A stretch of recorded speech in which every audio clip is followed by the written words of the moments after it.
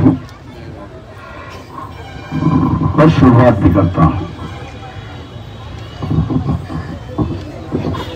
इस मंच पर जितने उपस्थित हैं उनके नाम लेने की कोशिश करता हूं। जिनके नाम भूल गया हूं तो शायद मुझे वो माफ करें। हेमलता जी, कटोरिया जी, पवन देव, बाबूलाल नाग जी, जाट समाज के अध्यक्ष जो है राजा रामदेव जी, पप्पू शर्मा जी, विद्या जी, राजे जोशी जी, उपवाद धर्मेंद्र जी और बाकी सभी साथियों और इनके जो युवा नेता है गिरिराज वर्मा जी, दोस्तों और भाइयों,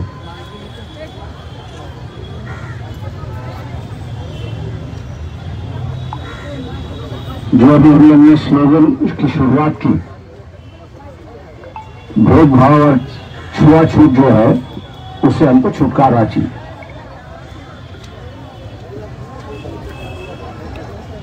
घोषणा तो सही है, लेकिन आप लोगों के इरादे हैं क्या, यह सबसे बड़ी बात है। इरादा हो तो ही घोषणा वास्तविकता में आ सकती है, वरना नहीं आ सकती। और उसको अगर वास्तविकता में लाना है तो कहीं ना कहीं से तो भी शुरुआत करना जरूरी है।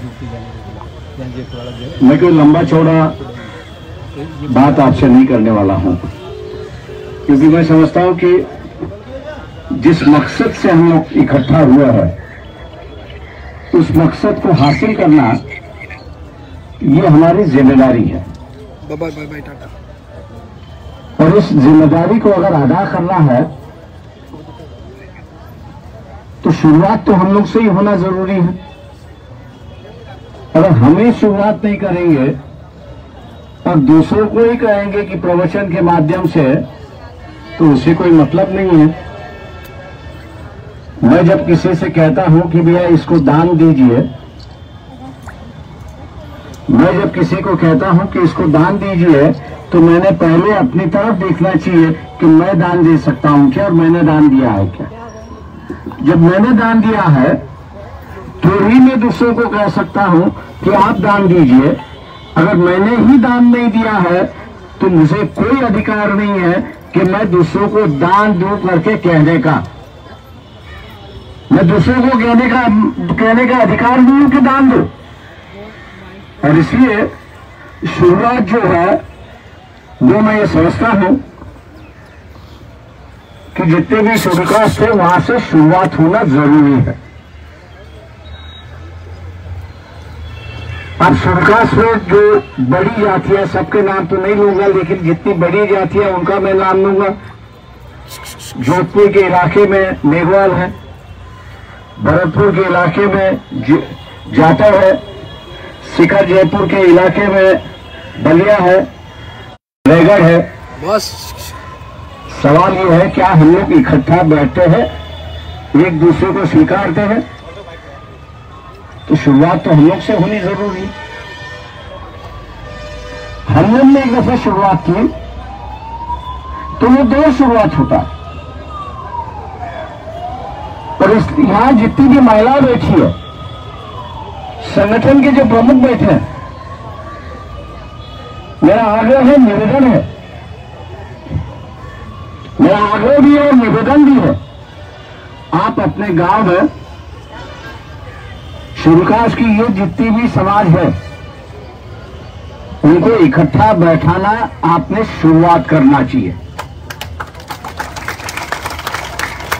भेदभाव जो है वो अपने से खत्म करने की प्रक्रिया शुरुआत होनी चाहिए। हाँ बोलना। अगर ये हम लोग ही प्रथा खत्म नहीं करेंगे तो दूसरे को कहने का अधिकार हमको कुछ नहीं होता। इसलिए मैंने जैसे कहा कि दान मैं जब तक नहीं देता हूं तब तक मैं दूसरों को नहीं कह सकता हूं कि आप दान दीजिए। उसी तरह अगर हम लोग अपना ही भेदभाव अगर हम लोग खत्म नहीं करेंगे तो हमको अधिकार कोई नहीं होता कि हम दूसरों को कहे कि भैया भेदभाव खत्म करके चलिए। तो इसलिए मैं मान के चलता हूं कि महीने भर के अंदर एक कार्यक्रम लेके चलना होता है। ऐसा नहीं है कि हम लोग ने घोषणा की, ऐसा नहीं है कि हम लोग ने तय कर दिया और हवा में उसको उड़ा दिया। आज इकट्ठा बैठे इसलिए हम लोग ने कुछ बातें की, ऐसा नहीं होना चाहिए। उस पर अमल होना भी जरूरी है। और यहां जितने भी उपस्थित है, यहां जितने भी मौजूद है, मैं आगे पूर्वक निवेदन है कि इस प्रक्रिया को आप शुरुआत कीजिए। कई लोग कहेंगे कि इस प्रक्रिया शुरुआत नहीं होगी। मैं जानता हूं कि एक बैठक में यह शुरुआत नहीं होगी, लेकिन बार बार जब आप इसकी कोशिश करोगे, बार बार जब आप इसकी कोशिश करोगे, तो लोगों में ध्यान आना शुरुआत होगा कि जब तक हम लोग इकट्ठा नहीं बढ़ सकते तब तक हमारा अत्याचार नहीं बंद हो सकता। जब तक हम लोग इकट्ठा नहीं बन सकते तब तक यहां हमारा विकास नहीं हो सकता। जब तक हम लोग इकट्ठा नहीं बन सकते तब तक मनु की मूर्ति जो है वो हाईकोर्ट से हटा नहीं सकते। और इसलिए मैं ये मान के चलता हूं कि ये जिम्मेदारी आप सब उठाएंगे, ऐसे में आशा आप लोगों से करता हूं। दूसरी बात,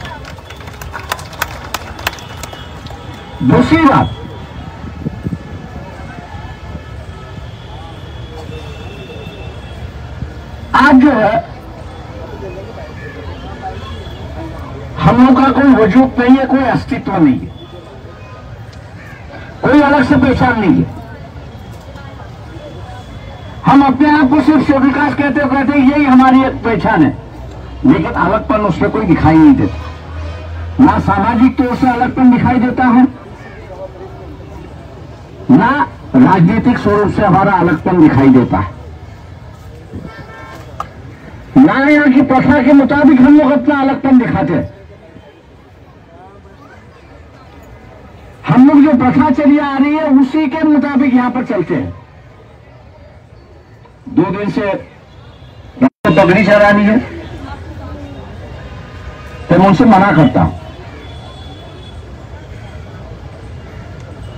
उस बोर्ड पर हम लोग ने क्या लिखा है कि समता मूल्य समाज हम चाहते हैं। हम क्या चाहते हैं? समता मूल्य समाज चाहते हैं। अगर समता मूल्य समाज अगर चाहते हैं तो पगड़ी का मतलब क्या है? पगड़ी का मतलब क्या होता है? आप में से किसी तो बताइए कि पगड़ी का मतलब क्या है? पगड़ी का मतलब है राजा महाराजाओं को अलग से पहचान होनी। सरदार है उसकी अलग से पहचान हो, दीवान है उसकी अलग से पहचान हो, राजा है उसकी अलग से पहचान हो, महाराज है उसकी पहचान हो। और फिर समता समाज मूल्य कहां से आएगा? और हम ही समाज के अंदर पदों का बंटवारा करेंगे, पदों का बंटवारा हम लोग करेंगे तो कहां से समता समाज मूल्य आ जाएगी? जो विचारधारा इस समता मूल्य के खिलाफ है उसको हमको त्याग देना चाहिए, उसको त्याग देना चाहिए। और ये जो पगड़ी की रस्म है,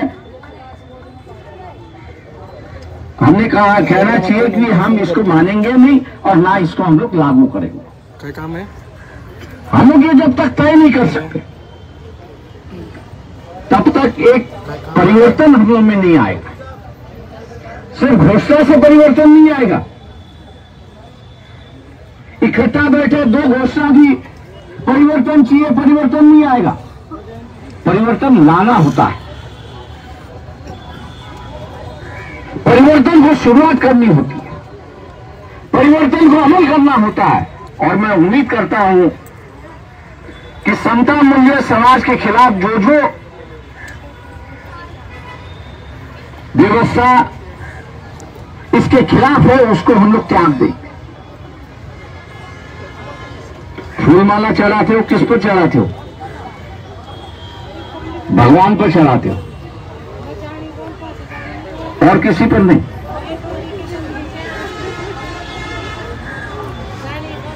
पिछले साल मैं राजकोट में था।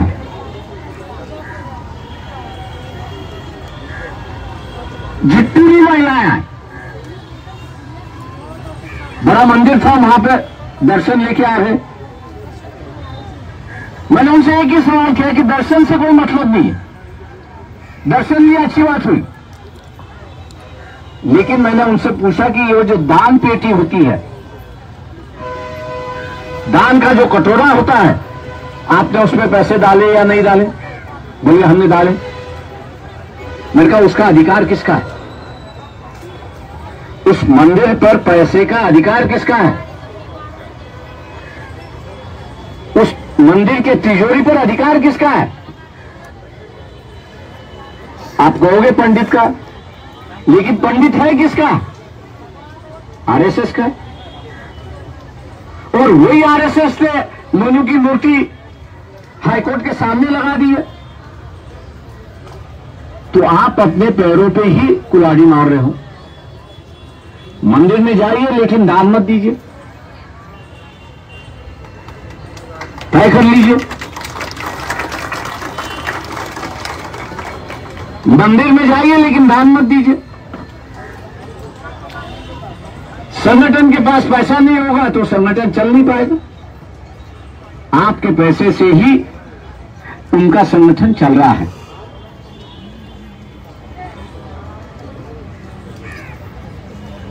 ये जो प्रथाएं हैं,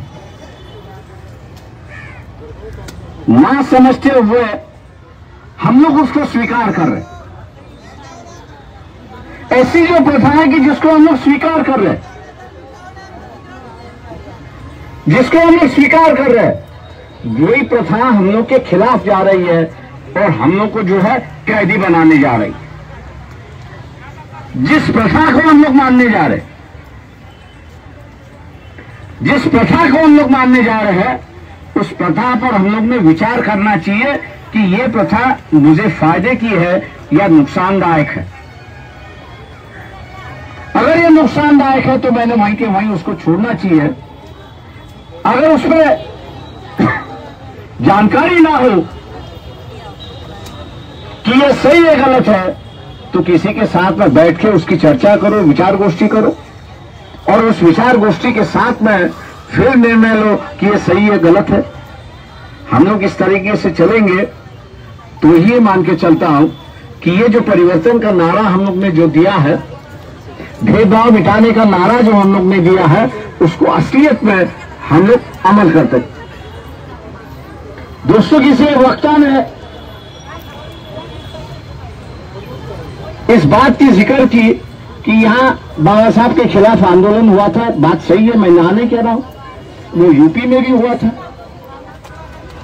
वो पंजाब में भी हुआ था, वो महाराष्ट्र में भी हुआ था, वो कर्नाटक में भी हुआ था।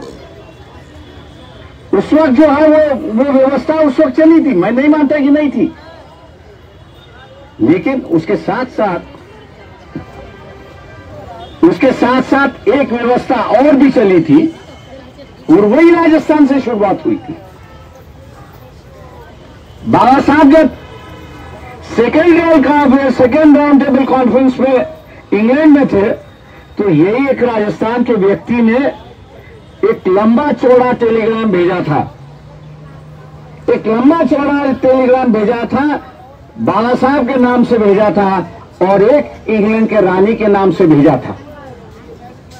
और उसमें उन्होंने कहा था कि शिव विकास के जो नेता है, उस वक्त दलित शब्द नहीं था, शिव विकास के जो नेता है, ये बाबा साहब ये, और दूसरा तीसरा कोई नहीं है।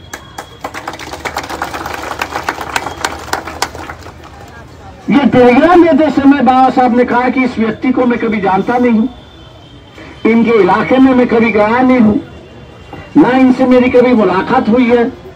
हाँ, ये जरूर है कि पंजाब राजस्थान में जो है वो आंदोलन चल रहा है। सवाल ये है कि उस जागरूक व्यक्ति के टेलीग्राम में इंग्लैंड के रानी को यह बता दिया कि कि दलितों के नेता महात्मा गांधी नहीं है, तो दलितों के नेता जो है वो बाबा साहब अम्बेडकर है। उस व्यक्ति के विचार सरल थे, स्पष्ट थे और सीधे थे। हम लोग को भी उसी व्यक्ति की तरह, हम लोग की भी उसी व्यक्ति की तरह अपनी सोच सही होनी चाहिए, अपना उद्देश्य सही होना चाहिए और मकसद पाने के लिए, उस उद्देश्य पाने के लिए हम लोग त्याग भी करने के लिए तैयार होना चाहिए। जब तक हम लोग त्याग नहीं करेंगे तब तक हमारा उद्देश्य हासिल नहीं होगा। हमारा उद्देश्य क्या है? कि बाबा साहब ने कहा था कि मैंने इतने सालों में यहां के सभी धार्मिक नेताओं से, राजनीतिक नेताओं से एक बात हासिल की और वो ये है कि यहां जो जुर्मी समाज है, यहां जो शेड्यूल है, यहां जो वंचित है, उसकी एक अलग पहचान बनाई है, उसकी एक अलग से झुक्की बनाई है। और बाबा साहब ने ये जिम्मेदारी हम लोग को दी थी कि इस झुग्गी को बचा के रहिए। जब तक इस झुग्गी को आप बचाते रहेंगे, इस झुग्गी को आप जब तक बचाते रहेंगे, तब तक इस समाज में आपको इज्जत और अधिकार मिलेगा। इस झुग्गी की वजह से आपको इज्जत और अधिकार मिलेगा। जिस दिन इस झुग्गी की अस्तित्व आपने मिटा दी, तो बाबा साहब ने कहा इसका मतलब क्या हुआ कि आपने आपकी झुग्गी छोड़ते हुए दूसरे को घरों में रहने गए, और दूसरों के घरों में आप रहने जाओगे, आश्रित जो होता है, रिफ्यूजी जो होता है, आपकी हालत उसी की तरह होगी। आज जिस बच्चे के लिए हम लोग बैठे हैं यहां पर,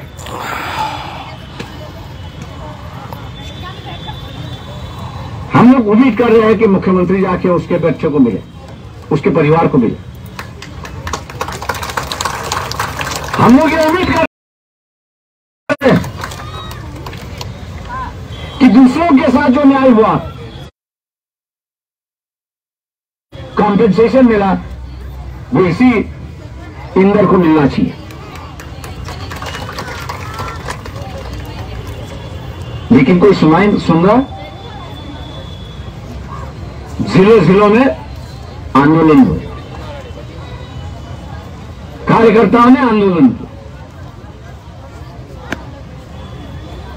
लेकिन सरकार के कानों की जू भी हिली नहीं। उसकी वजह क्यों? उसकी वजह एक ही है, उनको मालूम है कि ये आश्रित है, ये जाएगा कहां? 2-4 दिन चिल्लाएगा, 2-4 दिन चिल्लाएगा और 2-4 दिन चिल्लाने के बाद चुपचाप बैठेगा। आश्रित है, हमारे पास ही पड़ा रहेगा, जाएगा कहां? आज जो बाबा साहब ने जो आदेश दिया था, बाबा साहब ने जो संदेश दिया था कि आपकी झुग्गी बचाए रखो, संभालते रहो, समझौता किसी के साथ में हो, समझौता किसी के साथ में करो, लेकिन जिस दिन समझौता टूट गया उस दिन आप इज्जत के साथ अपने झुग्गी में जाकर रह सकते हो। आपने अगर उस झुग्गी को ठुकरा दिया तो आश्रित की तरह आपको रहना होगा। और आज ये दिखाई देता है सत्ताधारी जो है और विरोधी जो है वो हम लोग को आश्रयदायित्व समझते हैं और इसलिए पूछताछ करने के लिए जरूरत नहीं ऐसे महसूस करते हैं। तो ऐसी परिस्थिति में हम लोग की क्या जिम्मेदारी है? तय कर लो, गांव गांव में बैठक करके तय कर लो, चाहे नतीजा कुछ भी हो, गांव गांव में जाके आप तय कर लो कि हम लोग इकट्ठा रहेंगे और हमारा निर्णय इकट्ठा ही होगा। और इकट्ठा निर्णय क्या होगा कि हम हमारी नई झुग्गी बनाएंगे, सामाजिक नई झुग्गी बनाएंगे और राजनीतिक भी नई झुग्गी बनाएंगे। सत्ताधारी मैं दोनों को नागनाथ और सांपनाथ इसके अलावा दूसरा कोई देखता नहीं हूं।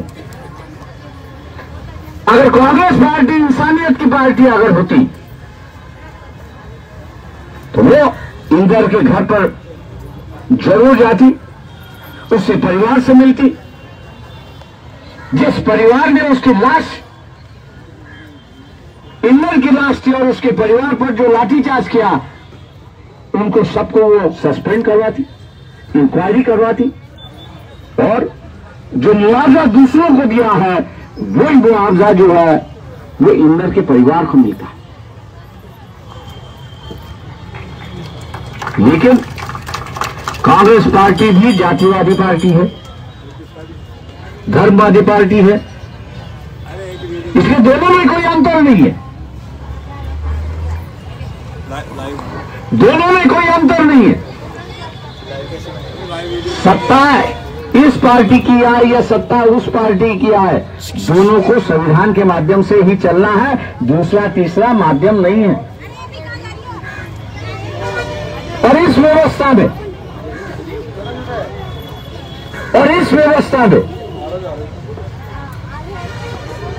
हम लोगों को जो है, वंचितों को जो है, अक़लियतों को जो है, सुविकास को जो है, वो अपनी सुरक्षिता और इज्जत की जिंदगी दोनों बितानी है। इज्जत की जिंदगी और सुरक्षिता की जिंदगी दोनों बितानी है। और ये अगर बितानी है तो हम लोगों को अपनी झुग्गी खड़ी करनी होगी, नए से खड़ी करनी होगी, नए से बांधना होगा। ये काम जब तक हम लोग करते नहीं, तब तक राजस्थान जैसे स्टेट में, राज्य में यह अत्याचार का सिलसिला कब बंद नहीं होगा। यह अत्याचार का जो सिलसिला है वो कम नहीं होगा। हम लोग ये सोचे कि क्या हो रहा, क्या नहीं हो रहा, चिंता क्यों है? जो दूसरों का होगा वो अपना होगा। हम लोगों को चिंता ये होनी चाहिए, वंचितों को ये चिंता होनी चाहिए कि हम इज्जत से और अधिकार से अपनी जिंदगी कैसे जिए, और उसके लिए जो करना है वो हम लोग करने के लिए तैयार हैं। हम लोग ने ये भी तय करना चाहिए, आज हम लोग 1000 की संख्या में यहां पर उपस्थित, आज हम लोग 1000 की संख्या में उपस्थित है।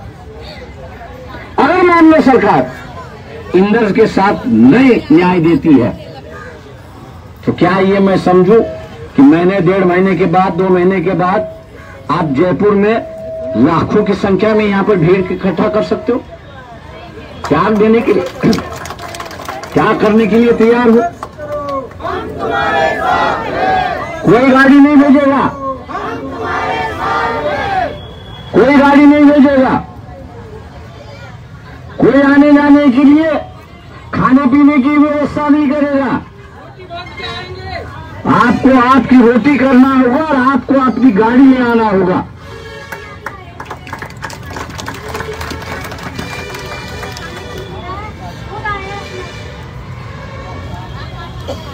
सवाल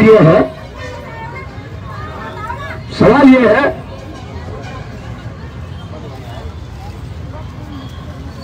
हमारी जो दूसरी ताकत है, इस सरकार को जो झुकाने की जो दूसरी ताकत है वो भीड़ है। मैडम, 1000 के भीड़ से कुछ नहीं होता, इससे कोई डरता नहीं है। आपको अगर यहां पर डर पैदा करना है सरकार पे,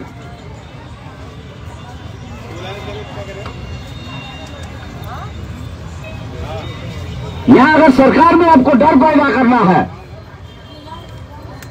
जैसे लाखों यूपी में लाखों की भीड़ इकट्ठा होती है, मध्य प्रदेश में लाखों की भीड़ इकट्ठा होती है, उसी तरह जयपुर में जिस दिन लाखों की भीड़ इकट्ठा होगी, आपको सरकार के पास जाने की जरूरत नहीं, सरकार खुद आपके पास आएगी। आप अपनी ताकत पहचानिए, आप अपनी ताकत पहचानिए। आपकी भीड़ यही ताकत है।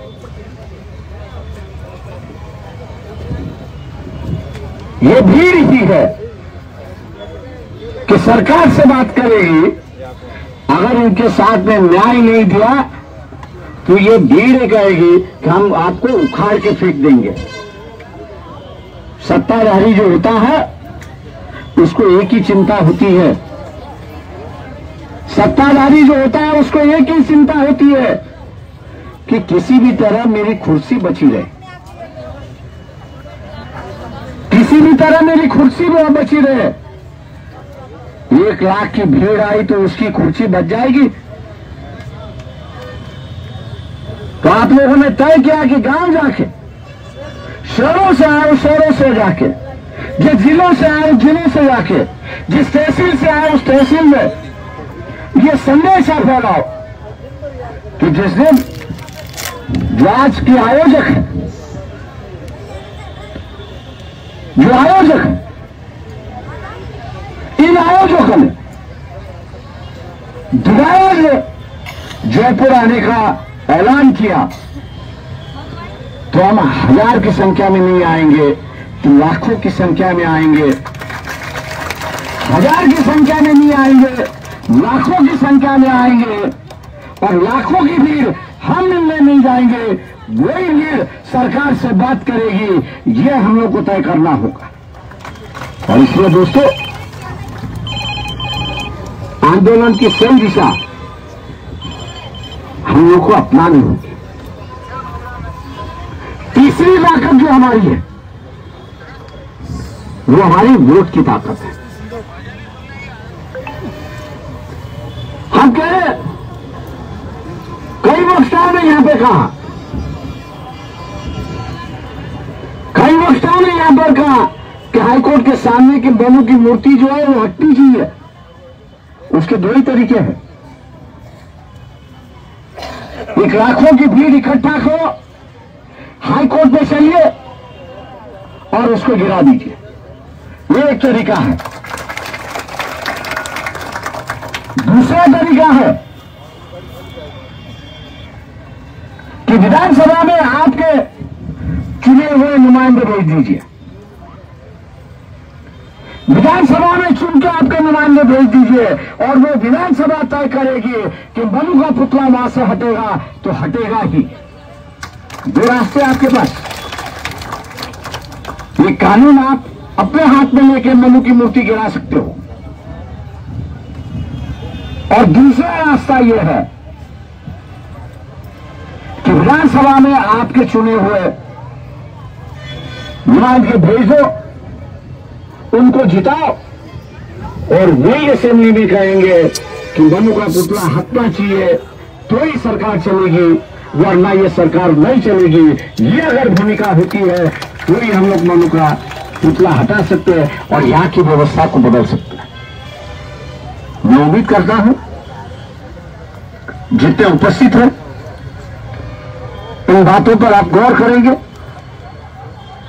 और उसे अमल भी करेंगे। यही आशा उम्मीद के साथ आपसे रजा लेता हूं। जय हिंद।